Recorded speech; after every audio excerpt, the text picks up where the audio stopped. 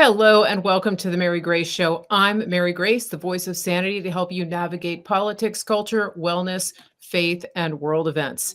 And we are here today with our good friend Sam Faddis. Some of you know him as Sam the Spy, and that's because he was a spy. And he has spent years and years as a senior operator in the CIA. We still love him in spite of that because he actually loves our country. He's one of the good ones. Sam also is a veteran of the U.S. military. He has served our country in that way and in many other ways. And he has also been an attorney, and we don't hold that against him because it actually gives us valuable insight into issues of the day. Welcome back, Sam. Great to have you.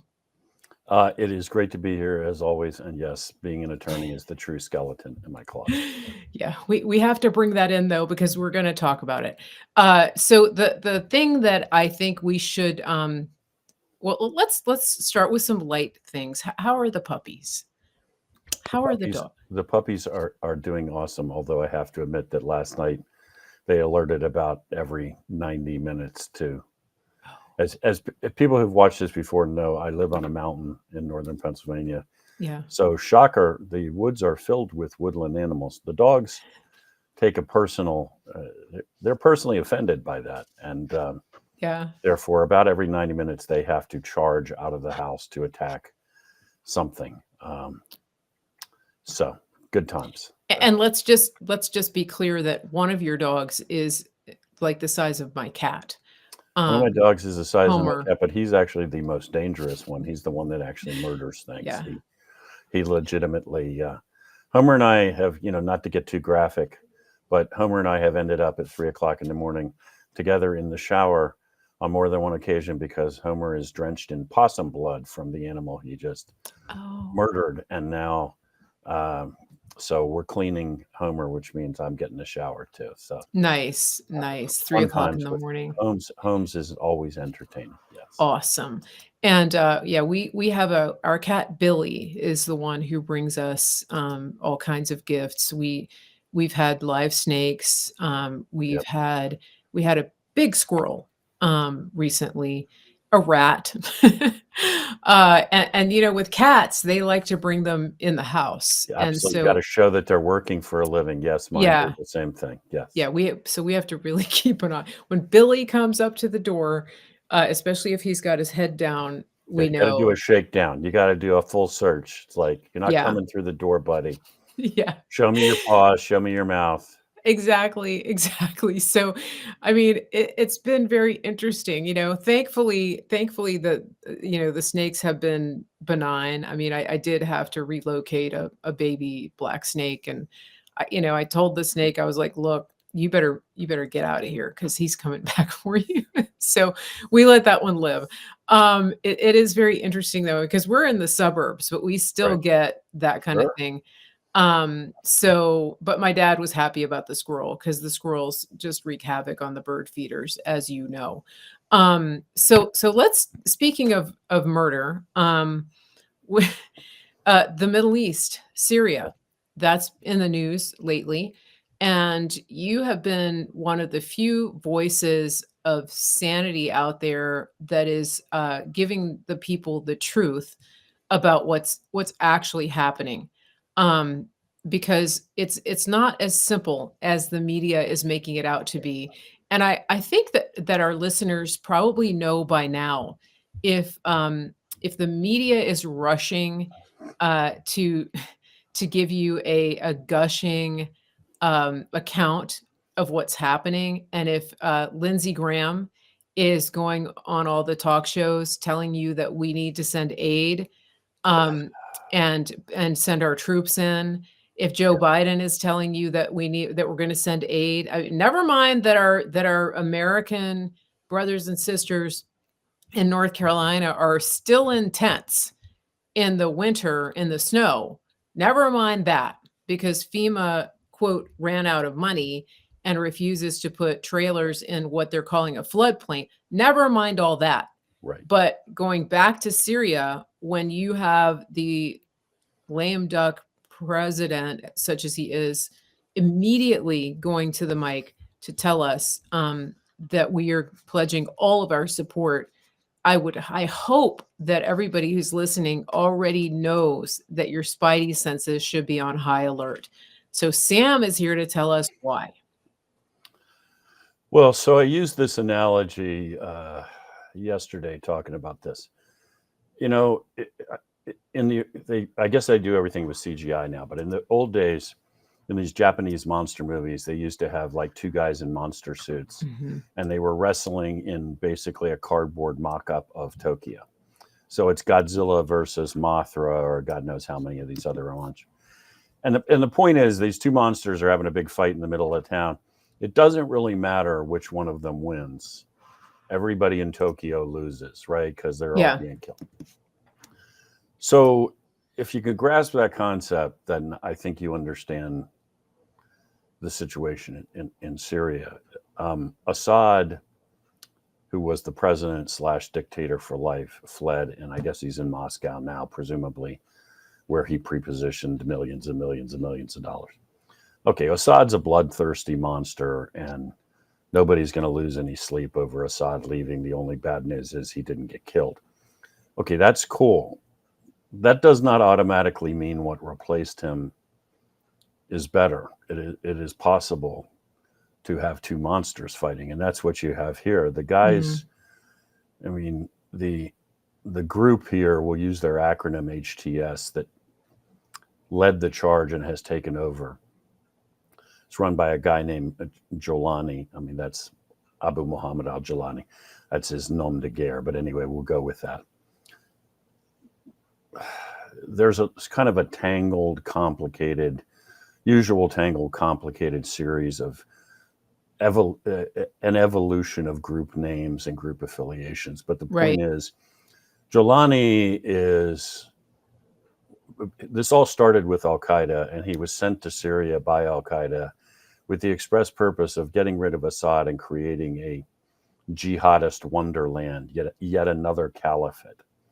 And the group has gone through various stages of evolution. And this guy, who's no dummy, he's a monster, but he's no dummy, now appears on television wearing Western clothes, and he doesn't wear his turban anymore and all this junk. That's all PR. That's all public relations. Nothing has changed, right?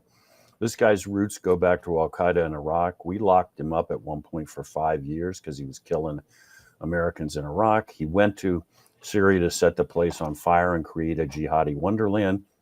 His mission has never changed.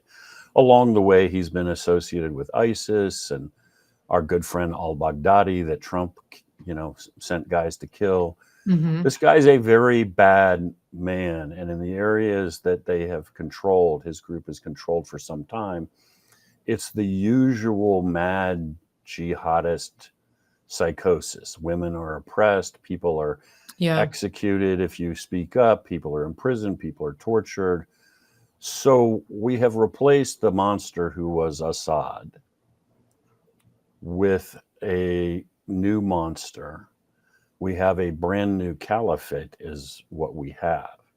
Now, the other thing, I mean, that's already horrifying enough. So going within 10 miles of these guys and helping them or thinking that you're going to give them money and they're going to moderate, that's nonsense, right? I mean, they'll take your cash, but they're not buying baby formula with it, right? Who's administering? Who's accounting for the aid that the America is sending? We still send money into Afghanistan on this nonsensical premise that if we tell the Taliban you have to use this for humanitarian purposes, they will use it for humanitarian purposes. Of course, that's not what the Taliban does with their money.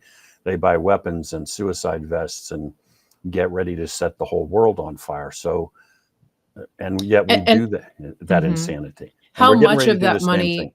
How much of that money? Two questions. How much of that money is getting kicked back to the Raytheon and the politicians who have stock in those industrial military defense companies, and also is the new dictator? What did you say? Was it Jolani al-Jolani? Jolani al-Jolani. Is he an asset? of U.S. intelligence. I doubt that he's an asset, but on the issue of money being siphoned off, money is going to, in this kind of stuff, money will be siphoned off at every stage.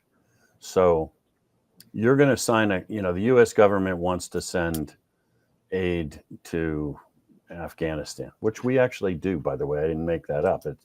We send millions and millions of dollars to the Taliban every month. So, somebody gets a contract to do that from the U.S. government. And so, there's some sort of contract and some kind of entity, and somebody moves the money and somebody hires staff. And at every single one of those stages, obviously, the potential exists for a bunch of that money to just go into somebody's pocket. So does that happen? Yeah, of course it happens. It happens at every stage, every percentage. And then it gets in country. And the same thing happens, but probably with even greater abandon. So you can just sort of start calculating, making wild guesses about what percentage. But by the time any money actually gets turned over to anybody in Afghanistan, who knows what percentage? And then when it's all said and done, after all of that's been sucked off the top, you hand it over a bunch of money and it ultimately gets handed to the Taliban. Or in this case, we're talking about handing it to these crazies in Syria.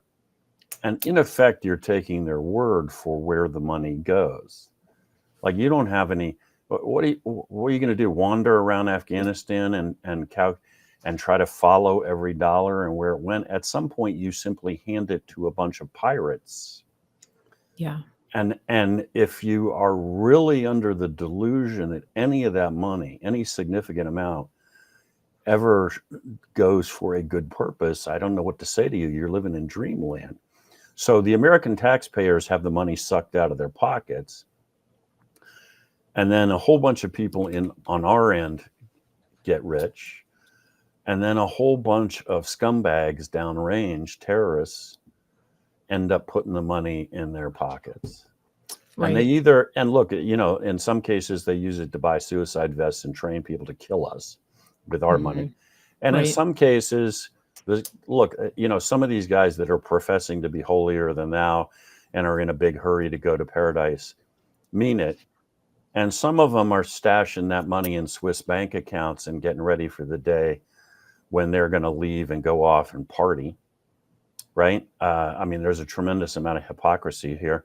The guys in Hamas, for example, that are based out of Qatar in the Persian Gulf, they show up on camera and talk about the Palestinian people and the cause and how devout they are and all this. Yeah. And then they take off that regalia and go into the next hotel suite and party with the Russian hookers and drain cases of champagne with the money. So in addition to the guys who really do want to blow themselves up, then you got all the guys who are totally hypocritical about all of this. But one way or the other, we get screwed as Americans because the money is being taken out of your pocket. It's being diverted to a whole bunch of bad purposes. Yeah. It's an insane proposition to think you're going to hand money to a bunch of jihadists who all want to kill you and obliterate you. Yeah. And take their word for where the money went. That's insane. And you know what really, it doesn't shock me anymore, but where are the voices in the media, in the press, asking those questions of Joe Biden or Anthony Blinken when they say we're sending this money? I mean, we just sent $1 billion to Angola to rebuild after unironically, they tell us to rebuild after a natural disaster. Again, North Carolina, people living in tents. And no one in the media is asking about the money, the custodianship of the money. Is there anyone with any sense of fiduciary responsibility? No. It's people like us. I mean, we know what's happening, but the lack of curiosity from the media is appalling. And I mean, let's face it, Joe Biden right now is spending money like a drunken sailor on a 3-day leave. And he's doing it as much as he can to set Trump up for an even greater deficit, and for even more of what the media can use as ammunition against him. So I'm not convinced that this regime change isn't being run or instigated by our own government. Um, can you speak to that? I mean, we know that's what they do. We don't know exactly always who's pulling the levers of this, but it seems to me the timing is awfully convenient that we are less than 40 days from Trump taking office, and we have all of the usual suspects chomping at the bit to send our troops in to another endless war. Right. Well, look, let me state this up front. At this stage in history, there's hardly anything that's beyond the pale, if you will. In other words, Yeah. I've been the last guy to say, no, that's impossible. Because at this point, we've been lied to about so many things, and so many things that seemed fantastic, Yeah. we now know to be true. Yeah. So I'm going to be, honest enough to say I can't tell you that that's impossible. Do I think that is what has happened, that we did this? No. But I mean, in the sense that we orchestrated this like we orchestrated a coup. I do think what you are seeing is we have a catastrophically bad foreign policy and the worst administration in American history.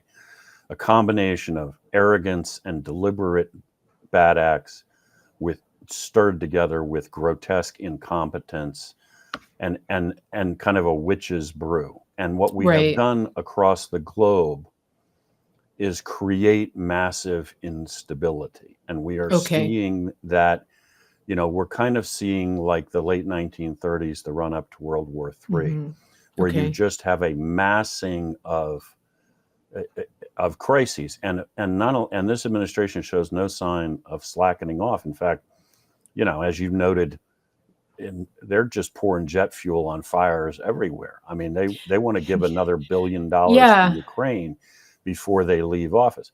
But as an example of what I mean by a witch's brew or a confluence of events. Sure. The Turks are supporting these jihadists in Syria.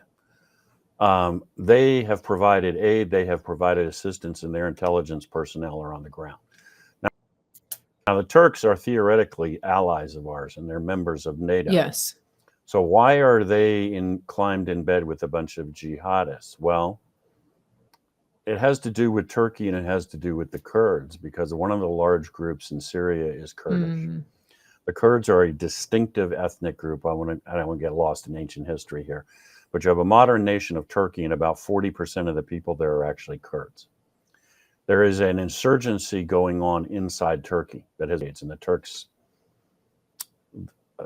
I have been in the middle of that, and it's bloody and it's brutal and nasty, and it ain't going away. I mean, the Kurds are not about to take over Turkey, but the Turks are not winning in the sense of ending this.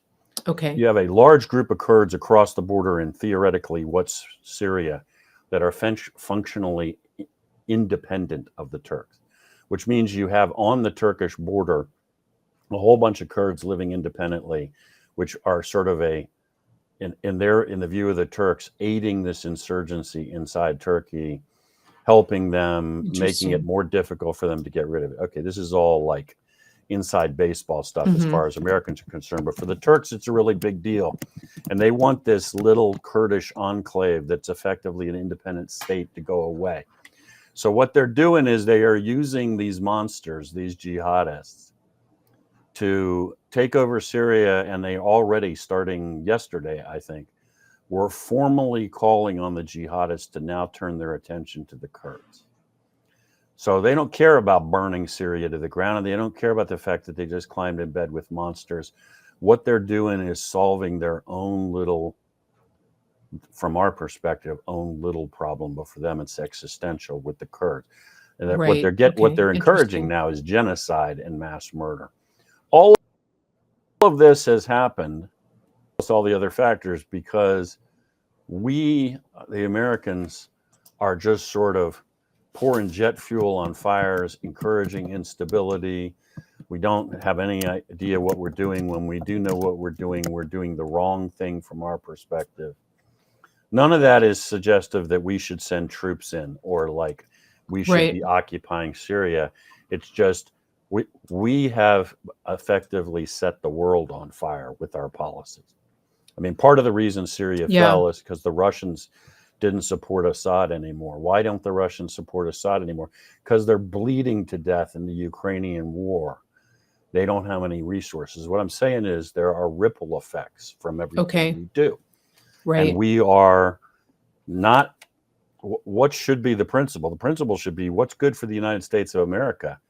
Well, war Right. is not good for the United States of Yeah. America, setting the Except world for on a fire. select few. A select few. Well, I mean, precisely. When I say good for America, I mean the Yeah. American people, not Raytheon Right. stock price.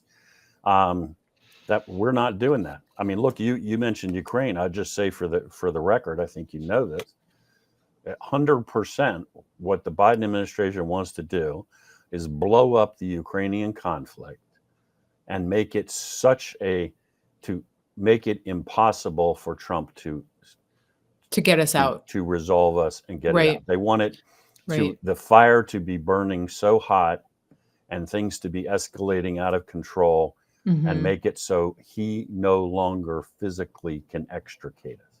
Okay. Now think about Okay. that. They are deliberately trying to make sure this conflict cannot be resolved and the killing goes on. And this is just a level of evil that's hard to comprehend. Yes. But seeing what we've seen over the last however many years, like you said, nothing surprises me anymore. And I want to ask, are you in touch with sources like on the ground or close to Syria? Do you have an idea of what's happening with the Christians in Syria? Because, prior to this, the Christians were relatively safe. But I'm seeing reports now that they're being targeted. What can you tell us about that? Well, the answer to your first question is yes. I've been talking to folks there in the region and on the ground. Okay. What is happening with the Christians right now is a great deal of uncertainty. In other words, they aren't yet being massacred or rounded up, but nobody is under any illusions that means that's not going to happen. What do I think is going to happen? You are going to see very, very rapidly the creation of a complete jihadist Islamic state run according to the most strict interpretation of Sharia law. So are Christians going to be okay? No, 100% not.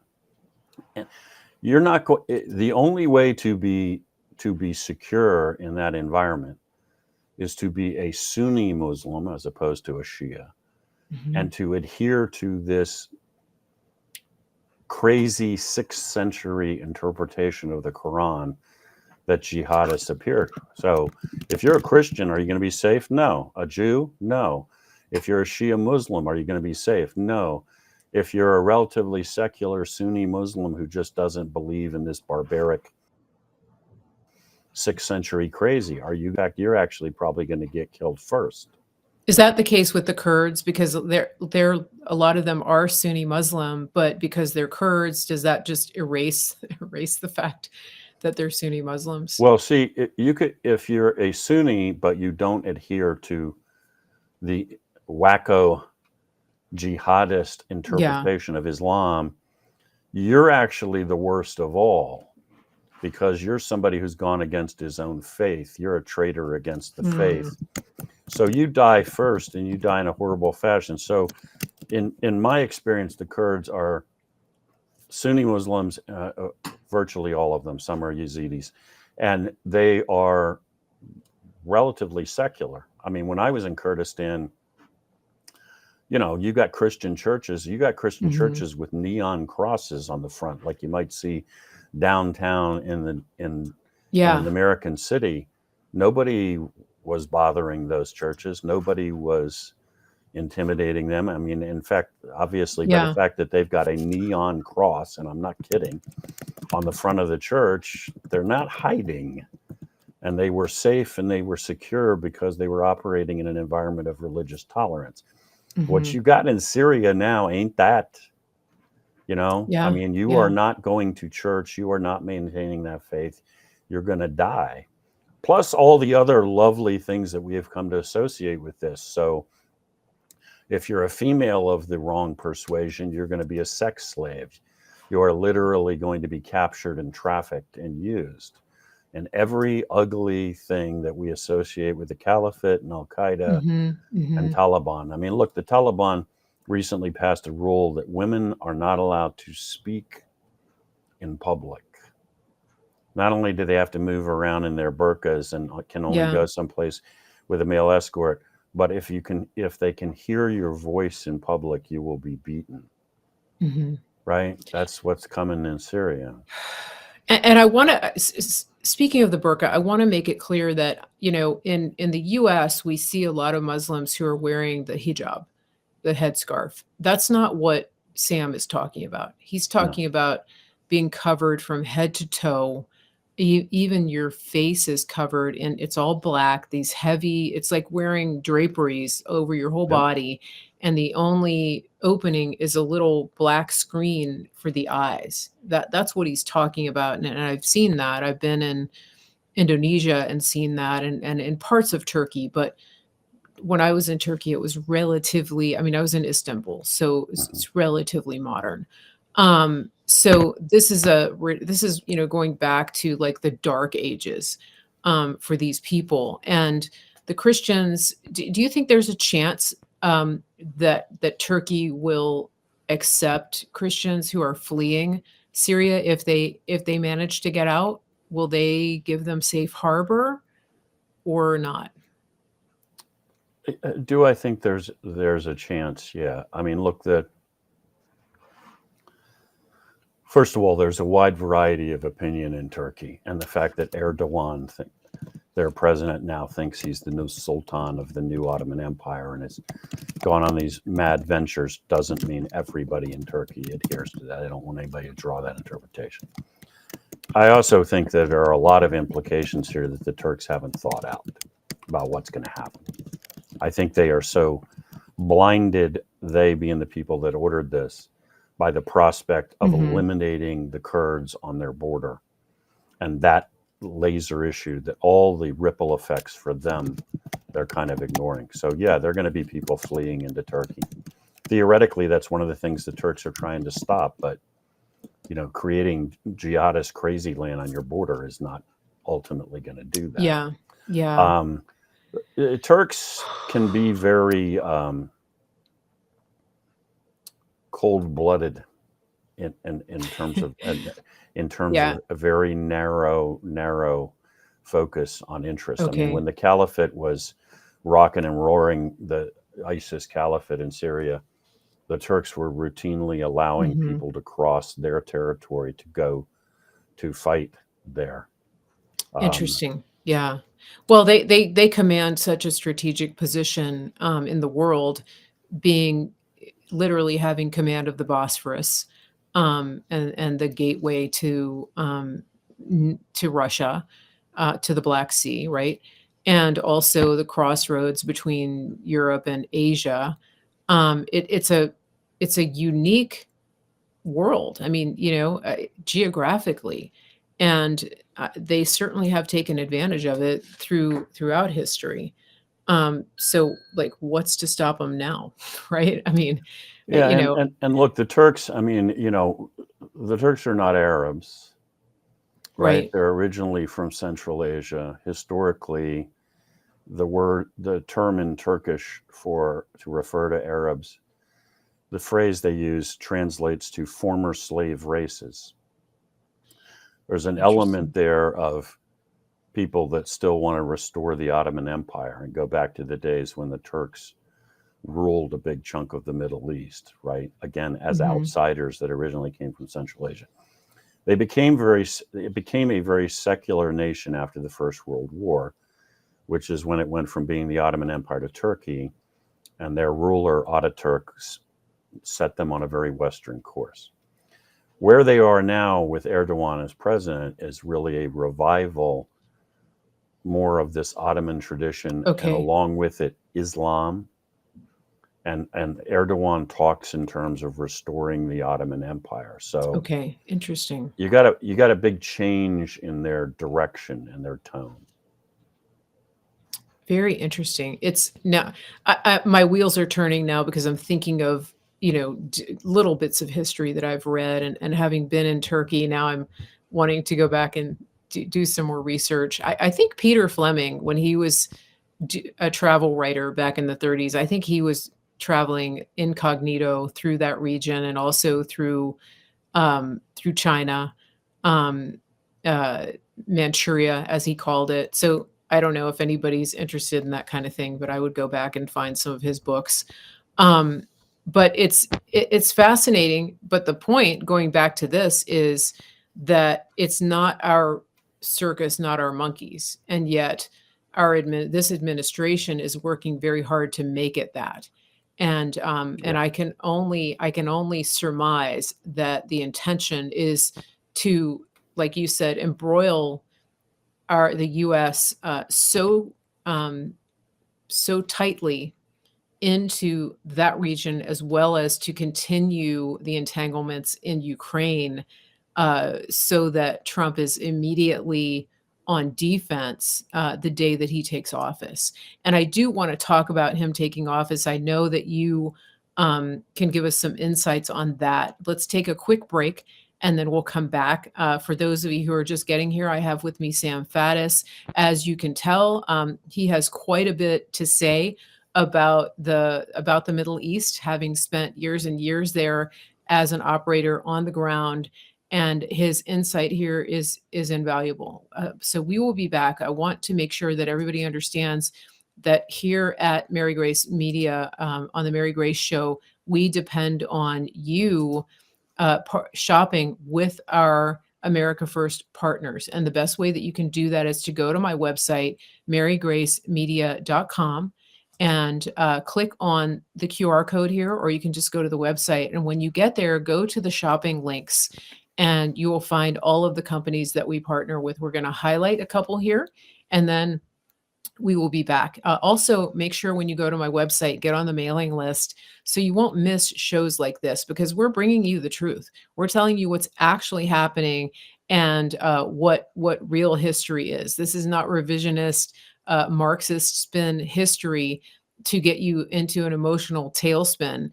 This is where we bring you the truth so that you can make informed decisions about policy, about voting, about what it is that you're going to do as an American citizen and a citizen of the world. So we will be right back. And please make a point as you're going into the holidays, buy from our America First companies, support these companies, protect American companies, protect American farmland.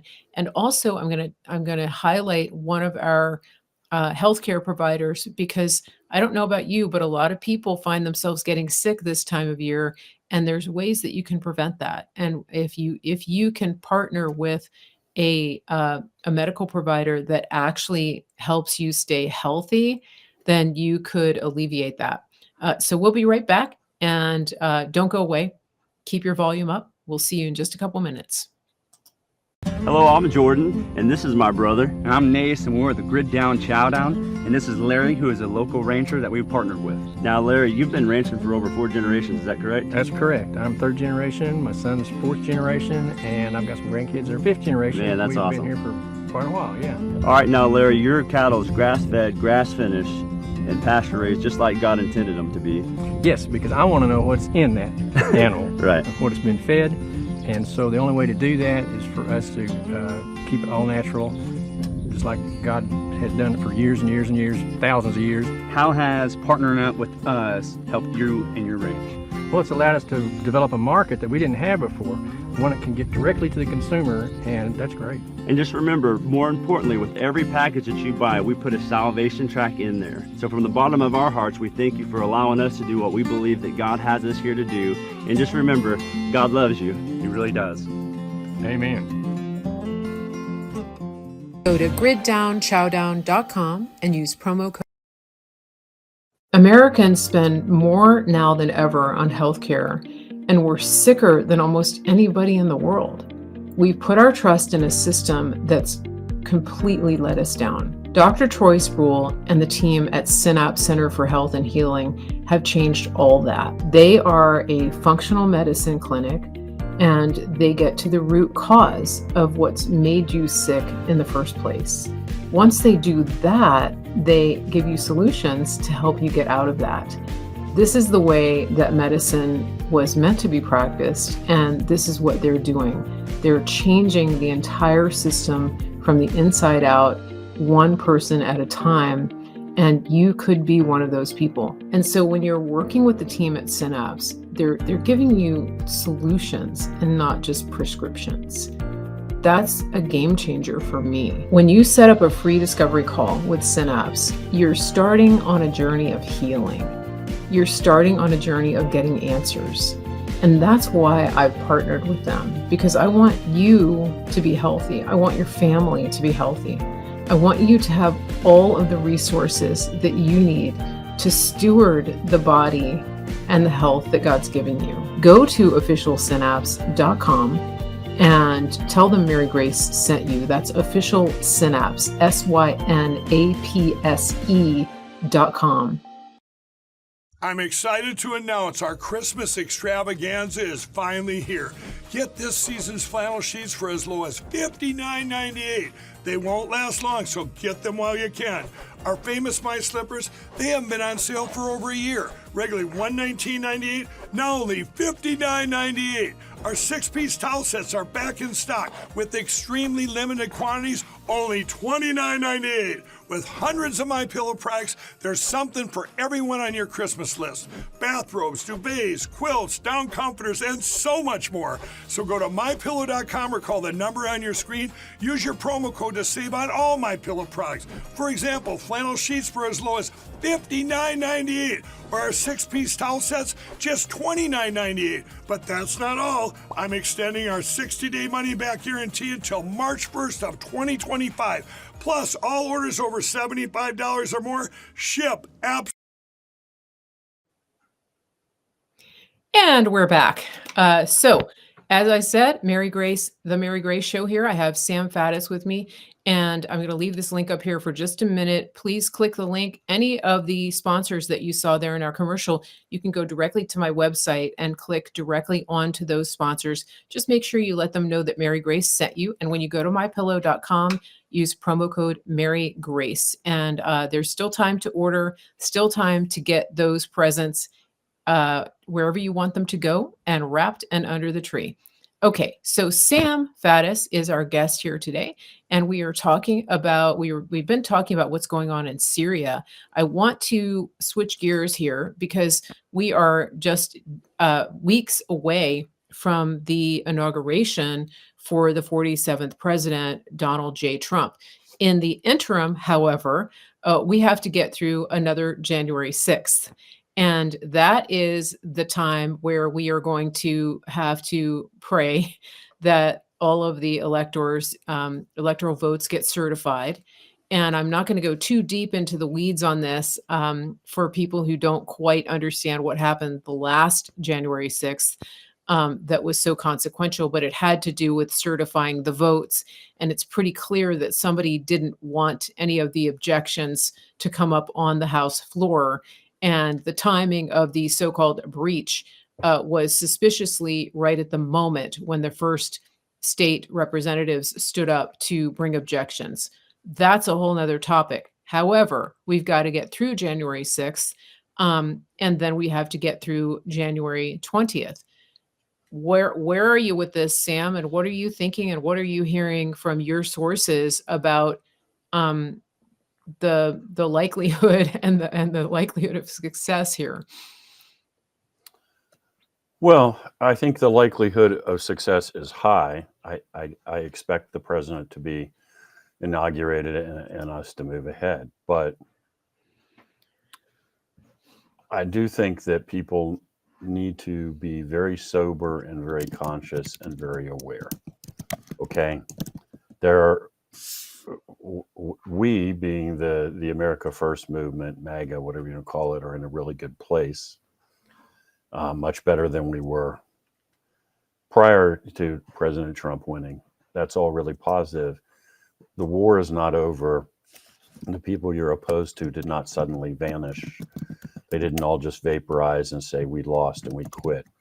So there are going to be all manner of things that happen. You know, the BLM Antifa troops are still out there and still very active. Look, what was the head of BLM calling just the other day for the gentleman that was just acquitted in New York of Daniel Penny. Daniel Penny was, thank God, acquitted, as he should have been. Yes. For basically saving the lives of people on a subway car by restraining a guy who ultimately died. For his trouble, he got to be persecuted by the so-called prosecutors. Okay, I'm enthusiastic about that result. I'm fantastic. That's justice was actually done. Immediately thereafter, you got people from BLM saying there should be rioting and targeting, and basically we should go out and targeting white people because somehow Penny saving the lives of people of all colors and ethnicities on a subway car is a sign of white supremacy. Whatever. Those crazies didn't go away is what I'm saying. And the people within the government didn't just suddenly say we lost and we're quitting.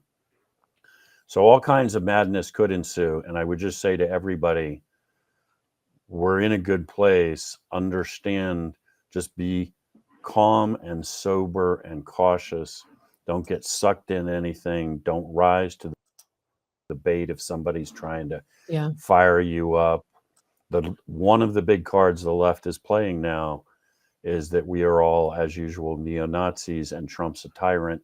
And when he takes over, there's going to be this incredible abuse of power, which is the ultimate case of the pot calling the kettle black after what we've suffered through floods. Trump's going to abuse the justice system. The point is, that's the card they're playing. Don't do anything to feed into that. Don't, anytime we need to be very sober. I was having this conversation with Steve Bannon the other day, and I don't mean to suggest that he was resisting it. We were agreeing. There are people that are going to need to go to jail. There are people that are going to need to lose their jobs for what has happened. Yeah. We have to do it in a way where we can stand up to scrutiny and be sober and not be perceived to be being as bad as the people we are fighting against. Right. Rule of law has to prevail, right? Absolutely. And it's, it's interesting. I was having a conversation yesterday with Bishop Leon Benjamin. He's a pastor here in Virginia and also in Oklahoma. and he's on the transition team. And he was saying something that I thought was really good. It was a little bit of a nuance because the rhetoric is that Trump is going to prosecute his political enemies, that he's going to go after them in much the way that Biden did. And Leon said, Trump is going to let the people that he hired do the jobs that he hired them to do. In other words, if you have an impartial AG, if you have an impartial, nonpartisan attorney general and a FBI director, then you can actually apply rule of law. And I think there's something interesting. People are saying that Kash Patel is a Trump loyalist. Well, of course he is, because you don't want to bring people who hate you into your administration. Every administration brings in loyalists. That's not the issue. The issue is, can that individual separate the emotion from the actual law? And I believe that Kash Patel can, because he's been on both sides of the fight. He has been a public defender. He has been a prosecutor. He's actually been also in the system as a defendant. And so I think that when it comes to the question of what Trump is going to do, Trump is going to try very hard to stay out of it and let the people whose job it is to look at the law, interpret the law, gather evidence and bring cases based on that to bear. What do you think about that? Is that a good Yeah, assessment well, as an attorney? yeah, look, I agree with you 100%. I agree with you about Trump. I agree with you about cash. And I think this is exactly the tone that needs to be set. Okay, here's individual X and the possibility of abuse of power and abuse of office, and it broke all these laws. So what we're going to do is we're going to do it by the numbers. We're going to investigate. We are going to proceed according to the law and be impartial. And if the facts are there that establish that this individual committed crimes, then we're going to take the necessary action and we will pursue that. And if the facts are not there and the evidence is not there, and it doesn't matter that he's a political opponent of the president. We're not prosecuting people based on their political affiliation. If you were a FBI official and you abused the law, abused your authority, broke U.S. law, and took actions that are completely unjustified against American citizens, then you will pay a price. Mm-hmm. If we don't have the evidence to support that, and you hate Donald Trump down to every fiber of your being, we're not prosecuting you because you are a political opponent. We are returning to the rule of law and objectivity. And I keep harping on this, and not because I'm trying to convince you, but because I understand there are a lot of people who are angry, really angry about what happened over the last few years, as am I. But we got to make sure we don't let that anger carry us across into doing something that basically now we're copying the enemy, if you will. And I use enemy in quotes because I don't really like to use that term for any American. But the point is, we cannot become them in fighting them. Right. And I've always felt that way in a lot of context. I conducted interrogations in the field of Al Qaeda guys at the height of enhanced interrogation. My direction to everybody who worked for me was, we will not use those techniques. We do not become the enemy. We do not torture the enemy, no matter how reprehensible they are. That was sometimes controversial, but I believe in that principle. We cannot become what we are fighting. That's really, really important. And on a crass, tactical, political level, all you're going to do if you start going down the road to advocating for that is help the other side, because that's the picture they're trying to paint of us. Right. And anything. And of course, Well, even a post. I'm talking to people that are watching this. You're maybe not going to be involved in the prosecution, but the point is, you are involved in what you're tweeting, what you're posting, and what you're saying. Anything that sounds like we're going to get them, revenge. It is not just, again, on a crass political level. It ain't helping the cause, people. All it does is give somebody something to repost. Right. Yeah. And it's a confirmation bias for sure. Yes, of course. Yeah. What do you think Trump is going to focus on? What do you think, or if you had to pick his top 3 based on what you know and what you know of him and what you've been picking up, what do you think he's going to do right out of the gate? Immigration. He's going to close the border and turn back on all of the mechanisms to deport people from this country. 2, end the war in Ukraine and stop that whole madness, because the ripple effects from the war in Ukraine are all over the planet. I mean, Vladimir Putin is openly threatening to stage nuclear attacks on European capitals. We legitimately are teetering on the edge of World War III and the apocalypse. Got to shut that down. 3 would be the economy. And that amounts to, at the heart of that, I think, is changing our relationship with communist China, which is long overdue, which is not like you can't flip a switch and say we're disconnecting from communist China, because we've climbed into bed with them for 30 or 40 years. But you can sure as heck take, on a macro level, put in place policies that bring manufacturing back to the United States and steer us away from our dependency on the Chinese, Mm-hmm. where we make Mm-hmm. things here. And even when we make them abroad, we do not make them in a communist totalitarian Right. slave labor camp. Mm-hmm. We stop handing money to the people who want to destroy us. Or take us over, right? Yeah. Look, yeah, and just for the record, I'm not talking about the Chinese people writ large. They're the ones who wake up every day in what amounts to a giant slave labor camp. I'm talking about the Chinese Communist Party. Mm-hmm. Chinese, an evil, thuggish, totalitarian entity. And yes, Right. they want to take us over. They want to run the world. And right now, our economic policy is designed to make them rich and give them the money they can use to do that, which is Yeah. national suicide. Yeah. And I think Trump understands that, and he is going.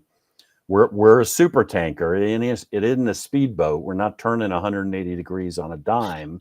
Right. Yeah. But to begin the long process of Mm-hmm. changing that fundamentally. Okay. Okay.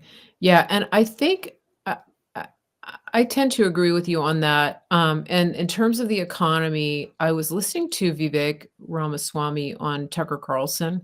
He Mhm. recently did an interview with him. I recommend that everybody listen to that. It was fascinating. And if you don't subscribe to Tucker, it is up on Spotify. You can get it on there. And so it was fascinating because he was talking about reducing the employee pool of the US government by 80%. Mhm. And one of the things that is very difficult about that is that there is sort of a no fire clause built into these Mhm. government jobs.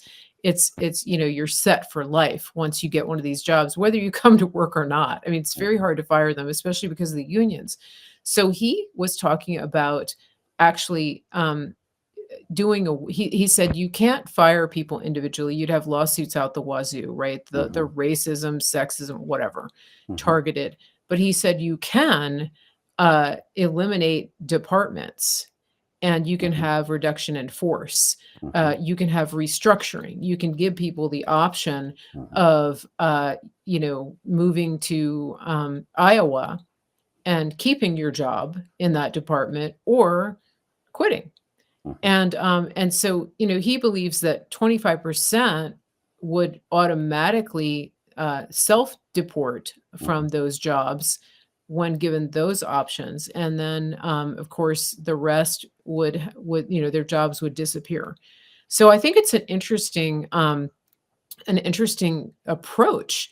And I think that, when people are saying that the tariffs will cripple us, well, if we don't have billions of dollars in wages going out to people who aren't actually earning a living, do you think that'll balance it out? Maybe? Well, look, I agree with all of the suggestions you just laid out, and I saw that as well. Yeah. I sort of, as usual, taken all of the above approach. First of all, there are federal agencies Mhm. like the CIA. Everybody in CIA technically serves at the pleasure of the president. So that the president, in regard to CIA, can So fire he can just yeah. everybody. He doesn't have to dance. And then in regard to the rest of them, I mean, there are entire agencies that I think should go away. I don't know why there's a federal Department of Education. Well, I know why there is. Shouldn't be. There's no good reason. It Right. hasn't made any positive impact. Our Mhm. educational, Mhm.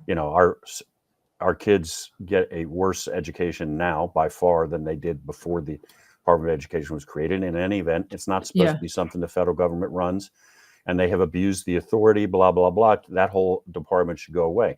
If you're a federal employee and you want to apply for a job in another part of the federal government, God bless you. But DOE doesn't exist anymore, Department of Mhm. Education. Mhm. I agree 100%. Agencies need to be downsized, but also agencies that Mhm. continue to exist. Why are they all in Washington, D.C.? The one that is always mentioned is Department of Agriculture. Why isn't Right. it out in the heartland of the United States in Kansas City or St. Louis or someplace Mhm. where in the heart of the of agricultural America? And then if you Right. want to move to take that job, that's one thing. I agree. A lot of people won't move. Mhm. But Right. also, there's another benefit here, which is maybe instead of being isolated in the imperial city, all shut off by yourselves, maybe Yeah. you ought to be out with the American people, the people that you're making all these rules Yeah. about. Maybe Department of Agriculture, you ought to be out where the farmers are, not in Bethesda. Exactly. Yeah. Yeah, and, you know, I don't know if people know this, but the USDA actually administers the national forests too, which is weird to me. But, you know, one thing too that I think is going to change bigly is that, and Vivek brought this up, there was a ruling in the Supreme Court earlier this year on something known as the Chevron doctrine. Mhm. And I'll try to explain it because I think people need to understand this because this will be the basis upon which a lot of Trump's changes are made. And when I say Trump, I mean the people that he's delegated to do Sure. that, including Vivek. But this is important, and I encourage people to go look this up. It had to do with the fact that up until this ruling, the courts were using the Chevron doctrine as the basis upon which to rule, to pass their rulings, and that is that the regulatory agencies and their regulations took precedence over law when it came to enforcing things like right of way, water rights, any kind of EPA regulations. So all of these regulatory agencies have basically written their own laws, completely devoid of any input from Congress, and that's unconstitutional. Mhm. And so if you think about people who have been prevented from putting up a building or putting a road onto their own farm or onto their own business, Trump talked about this a lot, how Mhm. much the regulations cripple advancement and development. Those regulations have largely been unconstitutional, and the Supreme Right. Court ruled on that. And I do encourage, again, go back and listen to that interview with Vivek because he explained it really succinctly. So, but the point though is that in not only has that protection been done away with, it will actually pave the way. The ruling on the Chevron doctrine will make it easier to eradicate and dismantle these agencies. I think I got that right. I think that's what we're going to see happen. And for the people who think, you know, maybe some of you do work government jobs. And I know that it's not easy to think about being, you know, the subject of a reduction in force, but it's just that's life.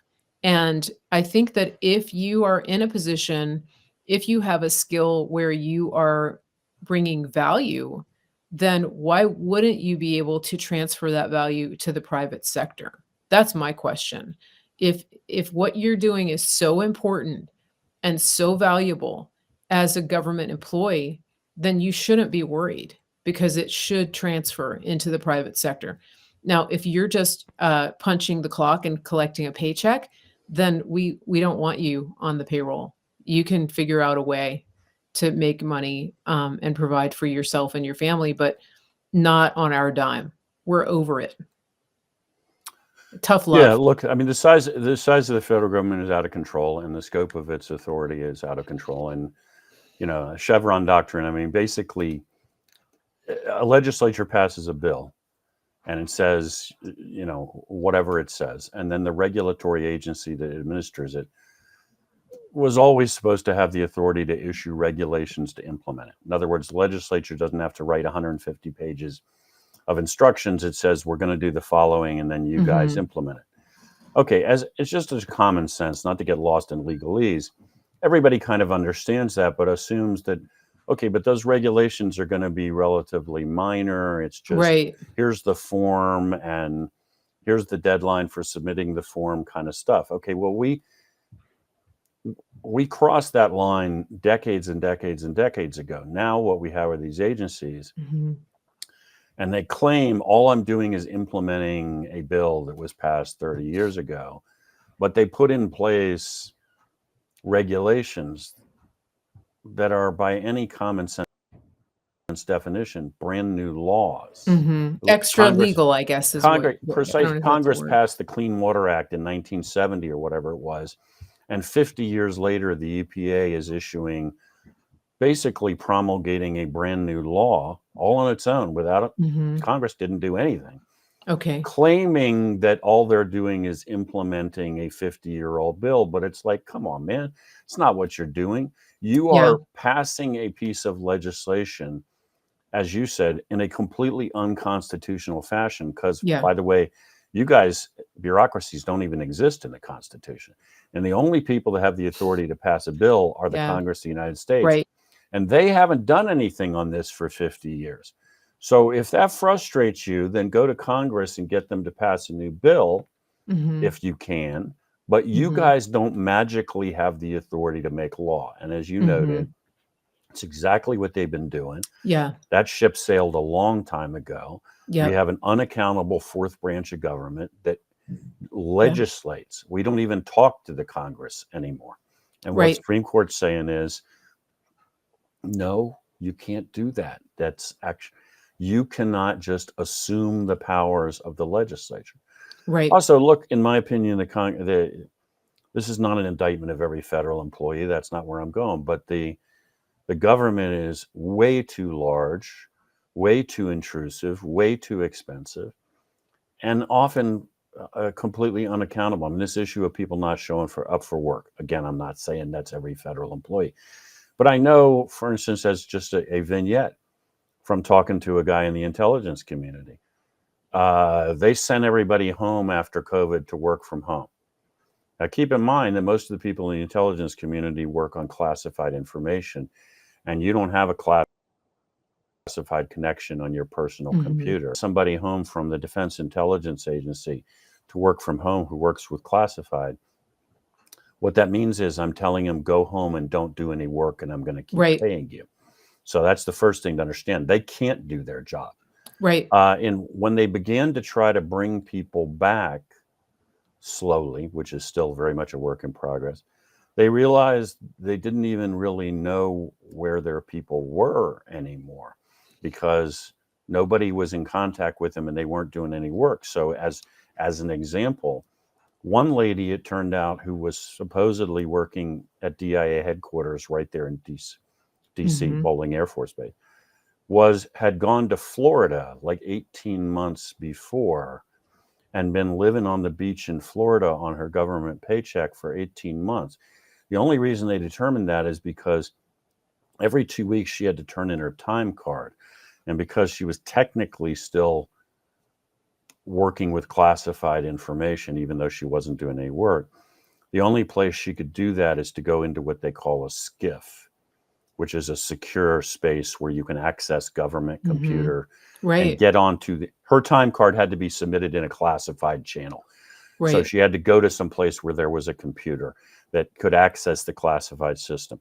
So she, once every 2 weeks, she would go to, I think it was a military base near her beach house in Florida, go into the SCIF, get on the system for 5 minutes, turn in her fictitious time card, Wow.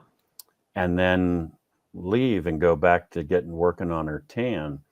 Because again, she had been told to go home. Nobody kept track of these people. Yeah. And because all of her work was classified and she couldn't work on classified from home, no one was tasking her to do anything. So that's into this. Yeah.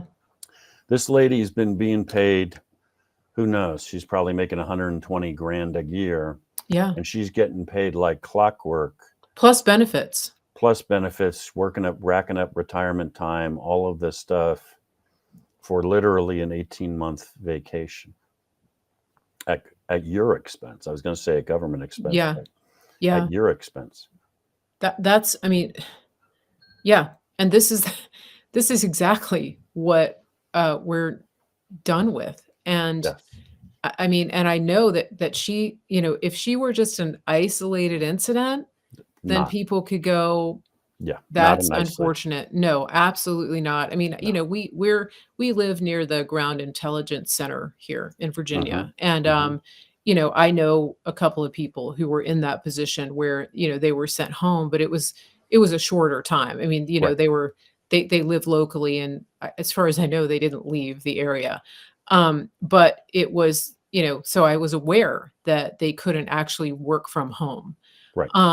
And so, this is concerning. It's deeply concerning that you have people doing this. And I do want to say too that I think some of this was happening even before COVID, that people were Absolutely. working, gaming the system. Absolutely. I know for sure that they were, and that there's jobs that are being, they're paying 3 or 4 people to do a job that can be done part-time by one person. I do know that.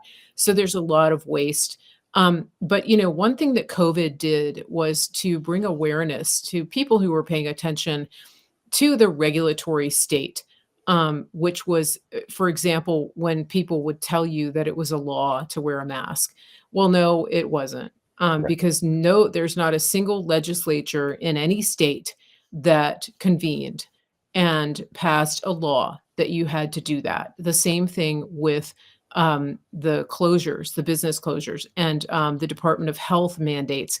These were mandates, and so people like me, stuck our neck out and Right. said things like, "Not a law, never passed." But the lack of understanding, the lack of awareness, the lack of education by the public was on full display, because people would just look at you like they had no idea what you were talking about when you said, "I don't have to do what you're trying to enforce me to Right. do. And in fact, your employer should be ashamed of themselves for making you play this role of enforcer for a mandate that was never signed into law. They put you in a position of bullying the customers, to do something that never ever was legal." And it Yep. and it makes me think about the state constitutions, because I believe that if Chevron doctrine was reversed at the Supreme Court level, I wonder how many state agencies, and regulations are going against the individual state constitutions. That is something that I think should be investigated by people who want to take that ball and run with it.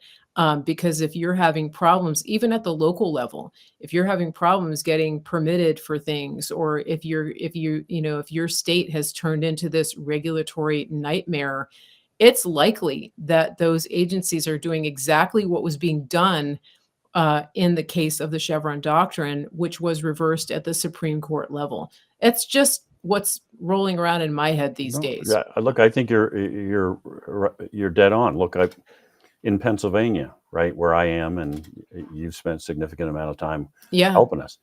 Okay, during the height of you guys are awesome. the COVID lockdowns, they started sending out letters signed by the Secretary of Health, ordering businesses to close and ordering businesses to do all kinds of crazy crap. And at the bottom of this letter, they would cite 2 statutes that they said gave 2 laws that they said gave them the authority. Okay, one was from 1920 and the new one was from the 1950s. One had to do with quarantining people who had been diagnosed as having tuberculosis. And the other one had to do with restricting the activities of people who'd been Right. diagnosed as having syphilis. And they were using that to enforce.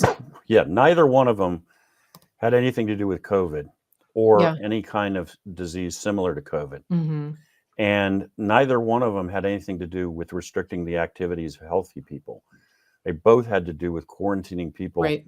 who had been diagnosed by a medical professional as having these communicable Mhm. diseases. Yeah. So why would they do that? Because neither one of those statutes actually gave them the authority, because they send it out on letterhead from a big agency. They threaten that the attorney general will take Yep. action, and they cite 2 statutes that seem official. Yep. And it's a mom and pop pizza place, and they can't afford a high priced lawyer, and they don't want to fight the state, so they knuckle under.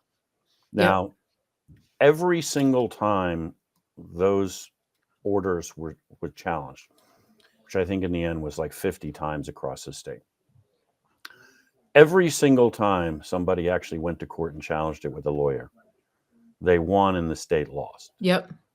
So the state was never actually successful in winning a Yeah. single court case. And after a while, if you challenged them, they would wait until a few days before the court date, and then they would rescind the order and walk away rather than lose again. But they kept issuing the orders Yep. even after they had lost over and over, and the courts all across the Commonwealth had said, you don't have the legal authority to do this. Why? Mhm. Because it was a straight up intimidation tactic. Yep. Yeah, we know we don't have the authority and it's illegal, but we're betting the vast majority of people won't call our bluff, and they Yep. will do what we tell them to do. And they were collecting huge fines. You know, one of Yes. somebody that Yes. I know here was targeted by the health department, and they came up with a long list of so-called infractions, one of which was that they didn't have sufficient hand sanitizer in the break room for the staff. I kid you not. Yep. And the fine for that infraction was, I think each infraction was like $17,000. I mean, it was insane, you know, for a small business that's trying to make payroll after being told they have to shut down, to be told that they have 6 or 7 infractions at that rate. I mean, it's Yeah, they're crazy. crippling you. There's a Yeah. lady just west of me about an hour who decided to fight this, and I spent a significant amount of time talking to at the height of all this. She's running basically a beauty salon, and she's essentially a sole proprietor. Yeah. And that's her bread and butter, and that's how she's feeding herself and her family. Yeah. They're promulgating regulations, again, based on nothing, based on a bill about quarantining people with syphilis in TB. 1920. Yeah.